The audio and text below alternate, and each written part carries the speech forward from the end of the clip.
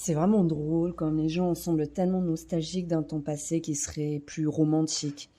Un temps qu'ils n'ont pas vécu, mais semble représenter un échappatoire à leur vie d'aujourd'hui.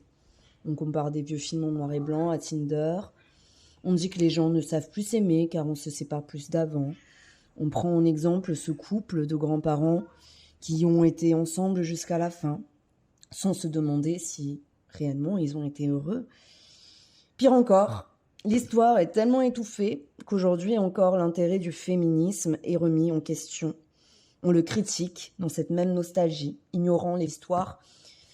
Je tenais alors aujourd'hui à vous rappeler quelques faits, parce que je n'oublierai jamais la mémoire de nos sœurs, de nos frères qui ont eu le courage de se battre, de se lever pour notre liberté, pour celle de l'amour. Par exemple, l'interdiction de divorcer par le code civil qui a été remis seulement en 1886 est toujours pas possible dans les églises, ni dans les mosquées. Pas le droit à l'erreur. Si par malheur ton époux s'avère violent, infidèle ou autre, si elle a menti sur ce qu'elle est, tant pis pour toi. Et reste tout pour le pire en fait. Interdiction pour les femmes mariées de travailler sans l'autorisation du mari et d'ouvrir son compte bancaire jusqu'en 1965, c'est-à-dire il y a à peine 50 ans. L'interdiction pour les hommes et les femmes de choisir leurs époux.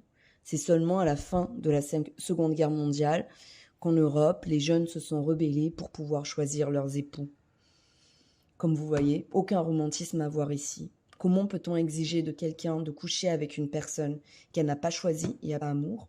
Comment peut-on se féliciter que le couple dure toujours, puisque pour ce faire, on a dû interdire à la femme d'accéder à son autonomie, qu'on a dû interdire à la femme d'accéder au divorce. On me répond souvent, c'est normal, c'est pour les enfants, c'est ça la famille. Mais les enfants n'ont pas à subir un enfermement avec deux personnes qui ne s'aiment pas. C'est pas ça l'amour, c'est pas ça la famille. Dans les anciennes structures, la femme et l'homme ne quittent pas leur foyer pour en construire d'autres.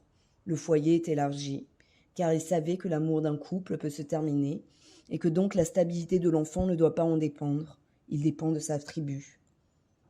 Petit à petit, on y revient, on se remet à choisir notre famille, c'est-à-dire ces personnes qui vont être là pour nous, nous soutenir et nous accepter. Les tribus se créent doucement malgré l'incrédulité des gens qui s'accrochent à un système dont ils refusent de voir les fondements.